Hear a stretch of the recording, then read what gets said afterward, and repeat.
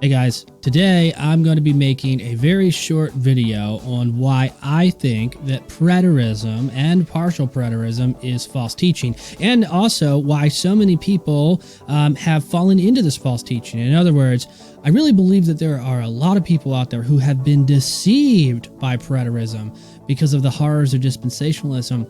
And I just think that so many people have gone down the wrong road in this area. And I can also tell you this, the Bible actually deals with this very problem. It actually deals with preterism and partial preterism, and for some reason nobody actually knows about this stuff. So today I'm going to show you those Bible passages, and I'm going to tell you pretty much why I think that preterism is heresy and it's false teaching, and why so many people have been led astray. So let's roll the intro and we'll go ahead and get started.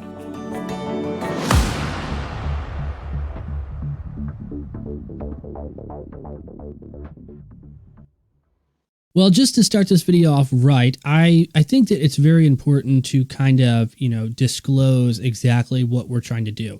Number one, we're not trying to make anybody upset or hurt anybody's feelings or, turn this video into one of those, comment battles or whatever. I've made a lot of videos on eschatology. In fact, when I first started doing YouTube, that's pretty much all I did. And then I went on to bigger and better things, but I did a lot of eschatology.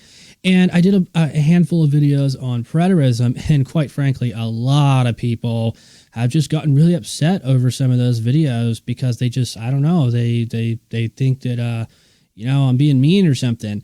And where I come from, I think that this is what people don't really understand, what I'm about. Where I come from is pretty simple. The truth is the most important thing.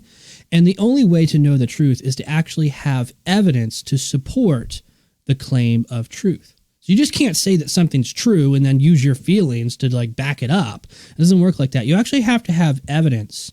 And what I've done over the years is I've looked at preterism and I've looked at partial preterism, and I can tell you the evidence for these positions are not very strong. Preterism, first of all, theologically, full preterism theologically fails in every single area. It just does. And partial preterism is not even partial preterism. It's not even it's futurism. And for whatever reason, people want to call it partial preterism. Because the main claims to the partial preterist crowd is they say, well, Jesus predicted the destruction of Jerusalem in 70 AD, and that happened, and he's still coming back. And I'm like, that's cool. That's futurism. All futurists believe that. So I don't really understand what's happening. But I think that the big area of that is pretty simple. Basically, you had dispensationalism, and you had the crazy popular books of Left Behind and all that garbage. And so that's really messed up a lot of people, especially in the 80s and 90s and stuff of the last century.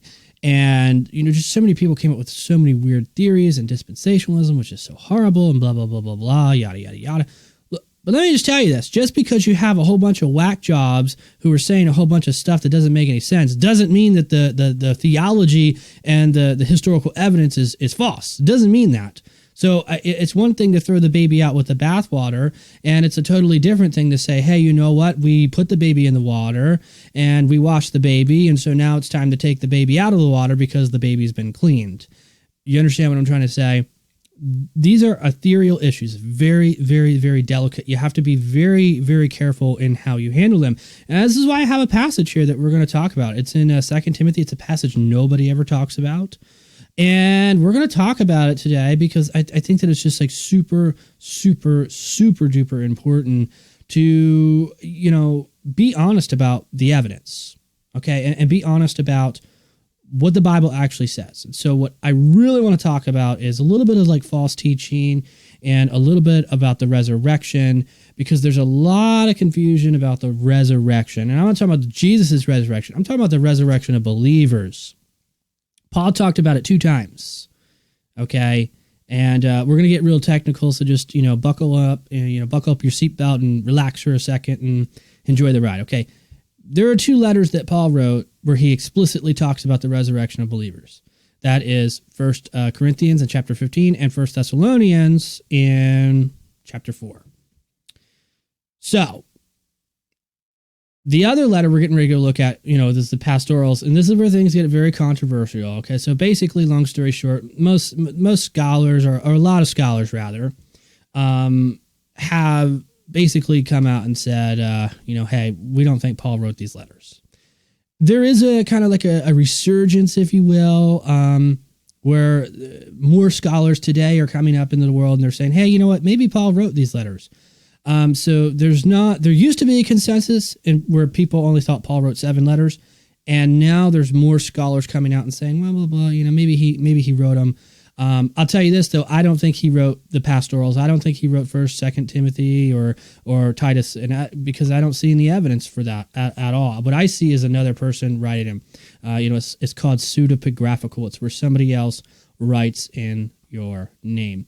But before we get too far in this video, I just want to take about 20 seconds to tell you about my YouTube channel and why I think you should subscribe. First of all, this is a Bible study channel. What we do here is study the Bible because we take the Bible seriously, and we seriously study the Bible. So if you are looking for a Bible study that's online, it's absolutely free.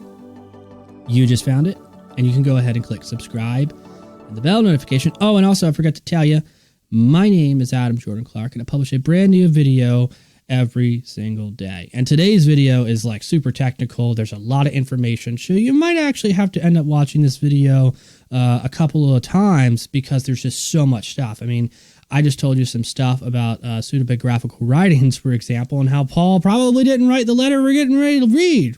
So that's a little complex. You don't hear a lot of YouTubers talking about that. You don't hear a lot of pastors talking about that kind of stuff. Even though a lot of people know about this stuff, they don't really talk about it. And so one of the things I do on this channel actually is talk about stuff that nobody else is talking about. So we're going to go ahead and look at 1 Timothy, or no, it's 2 Timothy.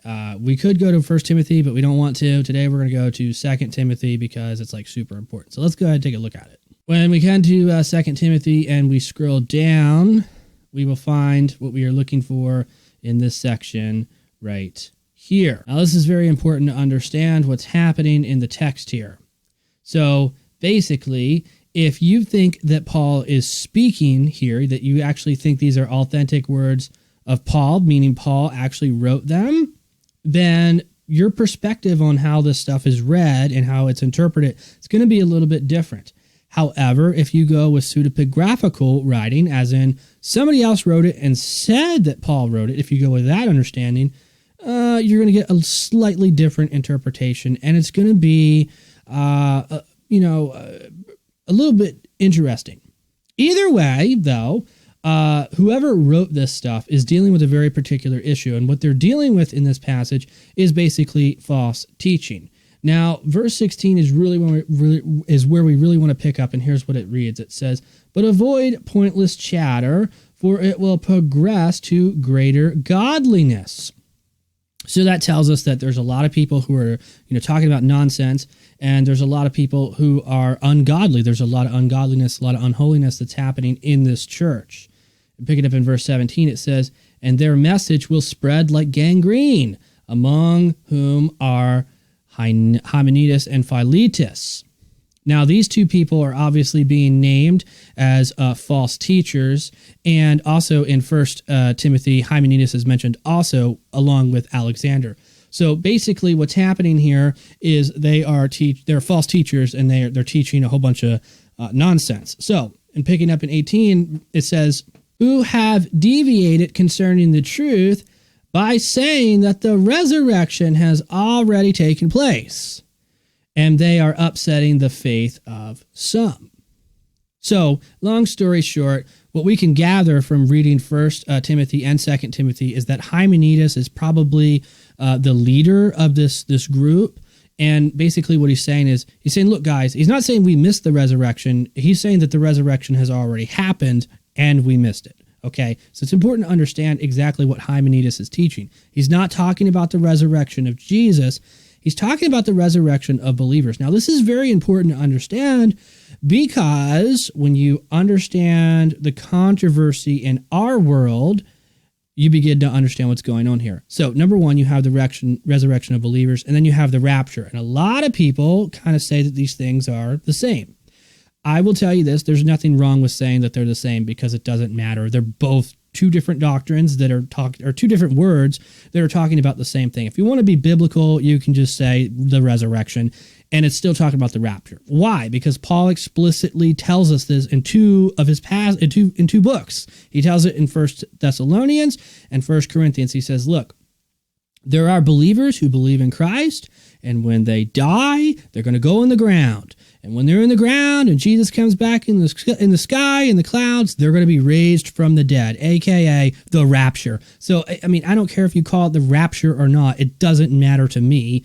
Making the argument that the word rapture is not in the Bible is quite silly.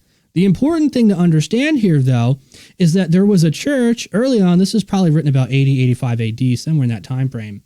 There was a church that's not in Jerusalem, because Jerusalem's destroyed, by the way. So this is far away, who are saying that the resurrection has already occurred. Okay? And they're saying, look, guys, we missed it. We got to move on to bigger and better things. And so somebody realizes, hey, this is a problem. And so what do? Somebody writes a letter to this church, and they say, hey, church people, don't you understand that these false teachers have come in, and false teachers are Hymenaeus and Philetus and Alexander. They're coming in, they're teaching this stuff. And guess what they're doing? They're causing ungodliness. They're causing, unholiness. They're causing people to sin. They're even causing people to lose their faith. And so that's how dangerous it is to start, saying that the resurrection has already happened. And you hear preterists say the same kind of rhetoric all the time. You ask them about the rapture or the end times or something. A lot of times they say, well, that stuff already happened. It's like, dude, you got to be very careful, man, because you're dealing with a heresy here. You're playing with fire. You got to be very careful. I mean, if you want to be a preterist, that's fine. Go be a preterist. But you have to stay away from this kind of rhetoric because of what it causes people to do. If you want to deny the resurrection like Hymenaeus, that's fine. That's heresy. But if that's what you want to do, by all means, go do what you want to do.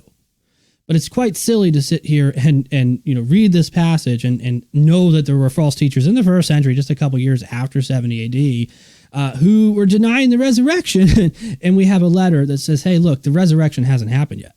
So this is written after 70 AD, okay, by somebody who's not Paul, and they're writing in Paul's name, okay, and they're saying, hey, dude, like this didn't happen. And let me tell you this, if you go with the church's answer, the traditional answer that Paul wrote 1st and 2nd Timothy and Titus, guess what, dude? It makes it even worse, because now you're saying Paul himself is writing this. Paul himself is saying, don't deny the resurrection because it hasn't happened yet.